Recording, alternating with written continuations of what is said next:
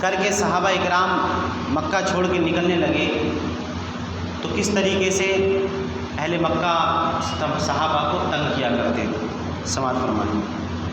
اہل مکہ اپنے اس وفد کی ناکامی سے بہت مایوس ہوئے۔ کل آپ نے سماعت فرمایا کہ ایک وفد جو تھا وہ گیا تھا کہاں؟ حبشہ۔ اب جب وہ حبشہ گیا تو وہاں پر اہل مکہ نے اپنے کچھ لوگوں کو بھیجا کہ وہاں سے ان کو لے کر کے آئے، لیکن حبشہ کا جو بادشاہ تھا وہ عیسائی تھا، سچا عیسائی تھا، عیسیٰ علیہ السلام کا ماننے والا تھا۔ جب اس نے حضرت جعفر طیار رضی اللہ تعالیٰ عنہ کا خطبہ سنا تو وہ بہت خوش ہوا کہ تم اسی نبی کی خبر دے رہے ہو جس نبی کے بارے میں ہم نے اپنی کتابوں میں پڑھا ہے۔ بہت خوش ہوا۔ اب کیا ہوا، جب یہ اور اس بادشاہ نے حبشہ کے ان اہل مکہ کے جو کفاران مکہ تھے ان کو نکلنے کا حکم دیا کہ تم نکل جاؤ، ان کو میں نکالوں گا نہیں۔ جب یہ قافلہ واپس آیا اور اپنی سازشوں کو ناکام پایا تو انہوں نے کیا کیا، مایوس ہو گئے تو سرکار دو عالم صلی اللہ علیہ وسلم کو راہ راست سے ہٹانے کے لیے ایک اور چال چلی۔ چنانچہ قریش کا سردار آپ کے پاس آیا اور بڑے میٹھے انداز میں آپ سے یوں مخاطب ہوا۔ دشمن ہوتا ہے نا، پہلے اپنا زور آزما لے گا، طاقت آزما لے گا، جب نہیں بنے گی بات تو پھر پیار محبت سے عاجزی کے ساتھ سامنے پیش آئے۔ تب یہ دشمن محبت والے انداز میں سامنے پیش آیا، مخاطب ہوا، اے میرے بھتیجے، حضور سے کہتا ہے، اگر تم اس دنیا کی تبلیغ سے دولت و مال جمع کرنا چاہتے ہو تو ہم خود تم کو مال جمع کر کے دے دیتے ہیں، اگر تم عزت چاہتے ہو تو تم کو عرب کا بادشاہ بنا دیتے ہیں، اور اگر تمہارے دماغ میں نعوذ باللہ کچھ خلل آ گیا ہے تو ہم اس کا علاج کر دیتے ہیں۔ یہ اس جو سردار مکہ تھا اس نے کہا۔ حضور علیہ السلام نے بڑا پیارا جواب دیا۔ آپ نے فرمایا، نہ مجھے عزت کی ضرورت ہے، نہ دولت کی ضرورت ہے، نہ حکومت کی، اور نہ ہی میرا دماغی توازن خراب ہوا ہے۔ حقیقت تو یہ ہے کہ حقیقت تو یہ ہے۔ پھر آپ نے سورہ حامیم کی آیات تلاوت کی جس کا ترجمہ آگے سماعت فرمایا۔ قرآن پاک میں اللہ فرماتا ہے، وہ آیات آپ نے پیش کی، یہ فرمان خدا کی طرف سے ہے، وہ بڑی رحمت والا اور نہایت رحم والا ہے۔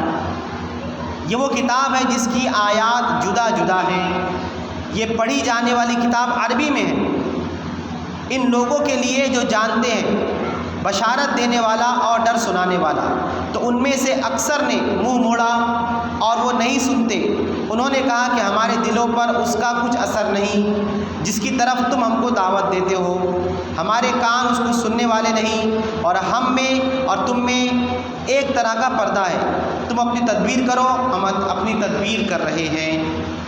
اے نبی، آپ ان لوگوں سے فرما دیجئے کہ میں تم جیسا بشر ہی ہوں، قل انما انا بشر مثلکم، حضور نے فرمایا کہ میں بظاہر تمہاری طرح بشر ہوں، لیکن آگے حضور فرماتے ہیں مگر مجھ پر وحی آتی ہے اور میری طرف وحی کی گئی ہے، سب لوگوں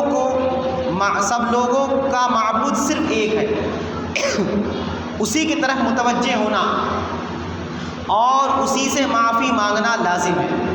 ان پر افسوس ہے جو شرک کرتے ہیں اور صدقہ نہیں دیتے اور آخرت کا انکار کرتے ہیں، لیکن جو خدا پر ایمان لائے، نیک کام کیے، ان کے لیے آخرت میں بڑا درجہ ہے۔ یہ اللہ کے نبی علیہ السلام نے قرآن پاک کی آیت ان کے سامنے ذکر کی۔ حضور علیہ السلام پر پرتاثیر لہجے میں ان آیات کی تلاوت کر رہے تھے، اور جو آیا تھا عتبہ دم بخود کھڑا سنتا رہ گیا، بالکل ایسا کہ جیسے کیا ہو گیا اس کے ساتھ۔ اب ظاہر سی بات ہے کہ اہل عرب، اب یہاں پر میں بتاتا چلوں کہ یہ دم بخود کیوں رہ گیا۔ ایک تو عرب والوں کو اپنی زبان پر ناز تھا کہ عرب والے اپنی زبان کے متعلق یہ کہتے ہیں کہ ہم عربی ہیں، باقی پوری دنیا عجمی ہے۔ عرب والے پوری دنیا کو کیا کہتے ہیں؟ گونگی بکری۔ عجمی کا مطلب ہوتا ہے گونگی بکری۔ تو عرب والوں کے علاوہ والے لوگ جتنے بھی ہیں سب کو کیا کہتے ہیں؟ گونگی بکری۔ اور عرب والے سمجھتے ہیں کہ ہم کو ہماری زبان جو ہے سب سے اعلیٰ، اور عرب یقیناً عربی زبان سب سے اعلیٰ اس لیے ہوئی کیونکہ حضور کی زبان ہے۔ لیکن اہل عرب کا پہلے سے یہ ماننا تھا کہ ہماری زبان بہت اعلیٰ عرفہ ہے، ہم بہت اونچی زبان بولتے ہیں۔ تو خیر، لیکن ان سب زبان والوں میں، یعنی ان سب بولنے والوں میں حضور علیہ السلام کا جو کلام ہوتا تھا اور حضور جو قرآن پڑھتے تھے، ایسا انداز ہوتا تھا حضور علیہ السلام کا قرآن پاک کا کہ جو اپنی زبان پر ناز کرتے تھے وہ اپنے آپ کو ان کے سامنے چھوٹا بچہ سمجھتے تھے۔ حضور کے سامنے جب حضور بولا کرتے تھے لاجواب ہو جاتے تھے، انداز گفتگو اتنا پیارا تھا سرکار کا کہ سامنے والا سننے والا لاجواب ہو جاتا، دم بخود رہ جاتا تھا کہ میں ان کو کیا جواب دوں، میرے پاس تو کوئی جواب ہی نہیں۔ تو جو عتبہ آیا تھا حضور سے گفتگو کرنے کہ ہم تم کو دولت دے دیں گے، عزت دے دیں گے، شہرت دے دیں گے، یہ دے دیں گے، وہ دے دیں گے، لالچ دے رہا تھا۔ تو حضور پاک علیہ السلام نے فرمایا کہ نہیں، کلام سنایا۔ یہ کلام سن کر وہ جب آپ نے کلام ختم کیا تو قریش کو جا کر اطلاع دی۔ ایک تو کھڑا کھڑا سنتا رہ گیا عتبہ جو آیا تھا، اور جب سن لیا تو اب کوئی جواب تو دے نہیں سکتا تھا، لاجواب ہو گیا، تو چپ چاپ وہاں سے نکل گیا۔ اور جب آپ نے کلام ختم کیا تو قریش کو جا کر اس نے اطلاع دی۔ کیا اطلاع دی؟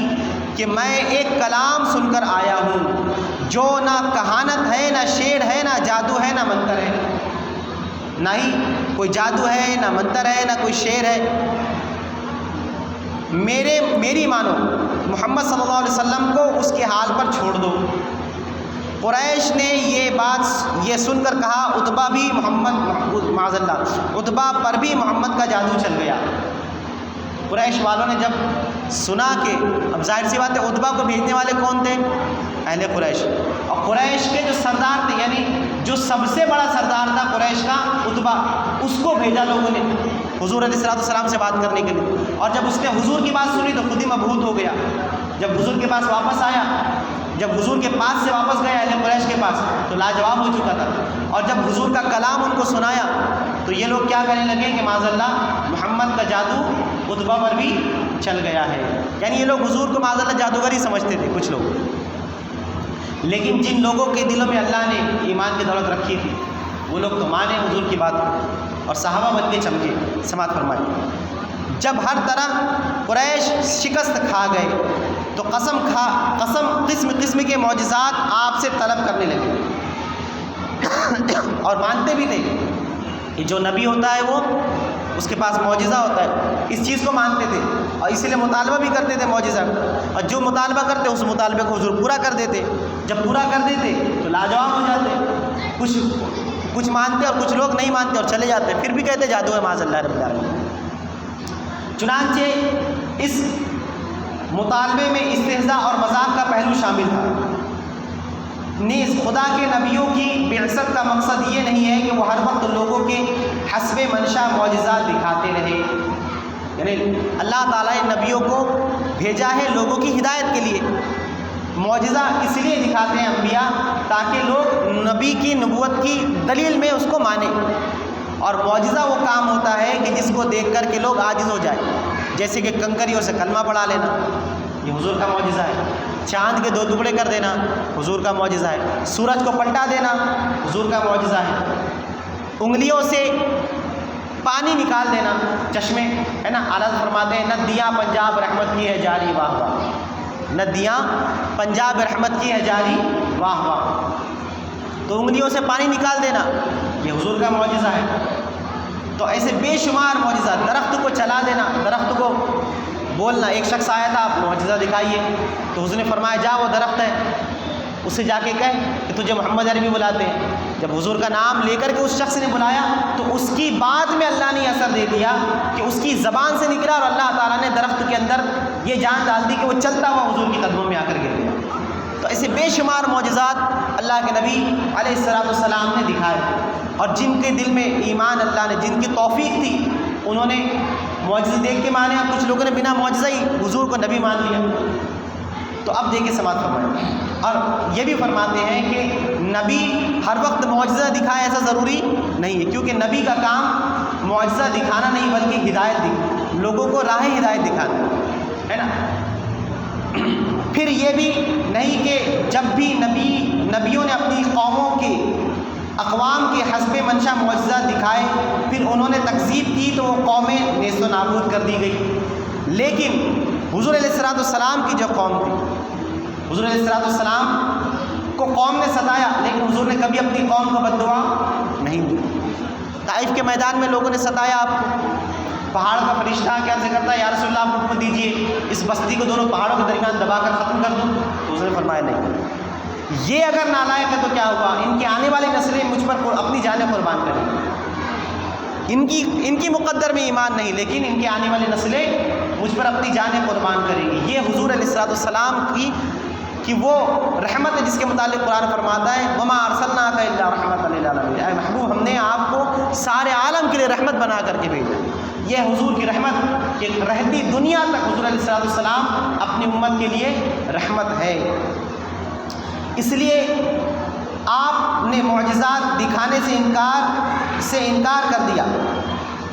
یعنی جو گزشتہ اقوام کے انبیاء تھے وہ انبیاء جو معجزات دکھاتے تھے اور معجزہ دیکھنے کے بعد اگر قوم تکذیب کرتی، انکار کرتی تو پھر ان پر اللہ کا عذاب آ جاتا.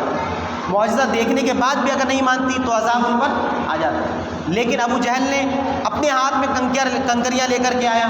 ابو جہل خود اپنے ہاتھ میں کنکریاں لے کر کے آیا اور کہتا ہے محمد تم نبی ہو تو بتاؤ میرے ہاتھ میں کیا ہے.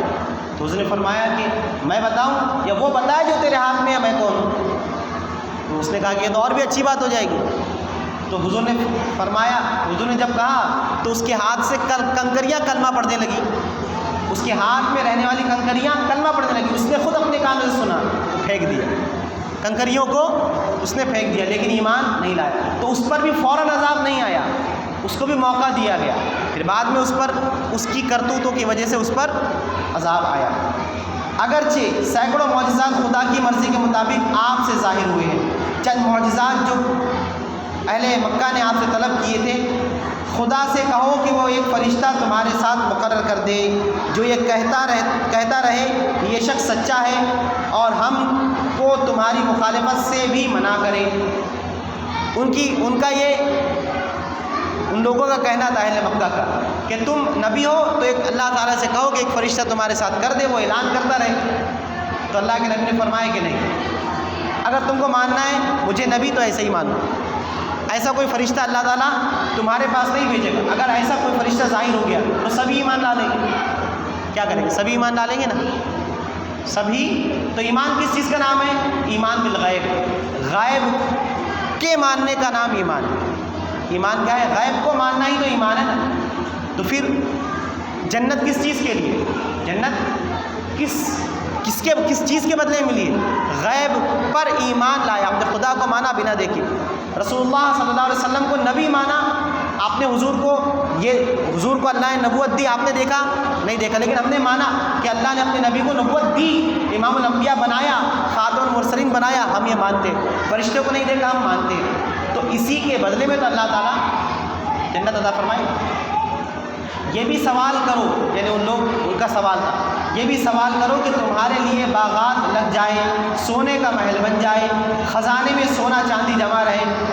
کس نے کہا؟ یہ مکہ والوں نے کہا جب ہم تمہارے پاس خزانہ دیکھیں گے، سونا چاندی دیکھیں گے، محل دیکھیں گے تو ہم خود تمہارے پاس آ کر جھک جائیں گے.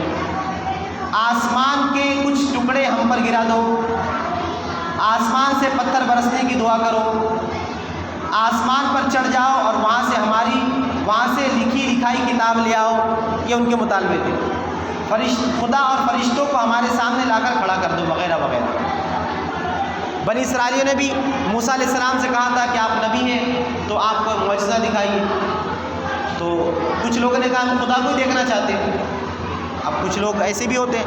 تو موسیٰ علیہ السلام نے کہا کہ تم خدا کو تو نہیں دیکھ سکتے، تمہارے آنکھوں میں وہ طاقت اور قوت نہیں ہے تم جلوہ الہی کو دیکھ سکو، اللہ کے نور کو دیکھ سکو، تمہاری آنکھوں میں وہ طاقت نہیں. لیکن پھر بھی انہوں نے بہت ضد کی. تو تقریباً 40 افراد یا 100 افراد کو آپ نے پہاڑ پر لے گئے، کوئی دور پر. موسیٰ علیہ السلام جب چلے گئے تو جانے کے بعد اب موسیٰ علیہ السلام نے اللہ تعالیٰ نے فرمایا کہ آ گئے اللہ موسیٰ جلوہ دیکھنے کے لیے. ہاں پروردگار آیا ہوں اور یہ میری قوم تیرا جلوہ دیکھنا چاہتی ہے، تیرا نور دیکھنا چاہتی ہے، تجھ کو دیکھنا چاہتی ہے. تو اب جب اللہ تعالیٰ نے اپنے انوار جس کو ہم کیا کہیں گے، اس کو ہم بول ہی نہیں سکتے کیا ہے، ایک تجلی صرف پہاڑ پر ڈالی تو اس تجلی کا یہ عالم ہوا کہ اس تجلی کی تاب نہ لا سکے اور سب کے سب مر گئے۔ موسیٰ علیہ السلام بے ہوش ہو گئے اور باقی پوری قوم جتنے لوگ آئے تھے دیکھنے کے لیے سب مر گئے، سب کی جان نکل گئی۔ اب جب ایک لمبے وقفے کے بعد موسیٰ علیہ السلام کو جب ہوش آیا تو موسیٰ علیہ السلام نے دیکھا کہ میری قوم تو مر چکی ہے، اب جب میں اپنی قوم کے افراد کے پاس جاؤں گا وہ مجھ سے پوچھیں گے ہمارے قوم کے سردار کہاں گئے جو تمہارے ساتھ خدا کو دیکھنے گئے، تو میں کیا جواب دوں گا؟ تب اللہ تبارک و تعالیٰ کی بارگاہ میں دعا کرتے، مولا میری قوم کو زندہ کر دے، میں اپنی قوم کے افراد کو کیا جواب دوں گا؟ تب اللہ تبارک و تعالیٰ نے ان کی قوم کو زندہ کیا، لیکن انوار الہی کو دیکھ کے تاب نہیں لا سکتے۔ یہ تو قیامت کے دن اللہ تعالیٰ مومنین کو یہ اعزاز عطا فرمائے گا کہ اپنے انوار اور تجلیات کا دیدار کرائے گا۔ ہم نبی کا بھی دیدار کریں گے انشاءاللہ، اور حضور کے صدقے میں اللہ تبارک و تعالیٰ اپنا بھی دیدار ہمیں نصیب فرمائے گا۔ اللہ تعالیٰ ہمیں اپنے نبی کا بھی دیدار نصیب فرمائے اور اپنے انوار و تجلیات کا بھی دیدار نصیب فرمائے۔ اور جب بندہ اپنے رب کو دیکھے گا تو ساری کائنات کو بھول جائے گا، ساری جنت کی نعمتوں کو بھول جائے گا، سب کچھ بھول جائے گا، اپنے رب کے جلووں میں گم ہو جائے گا، اور وہ کہے گا کہ مولا بس تو اپنا دیدار ہی کراتے رہے، بس یہی کافی ہے اور کچھ نہیں چاہیے مجھے۔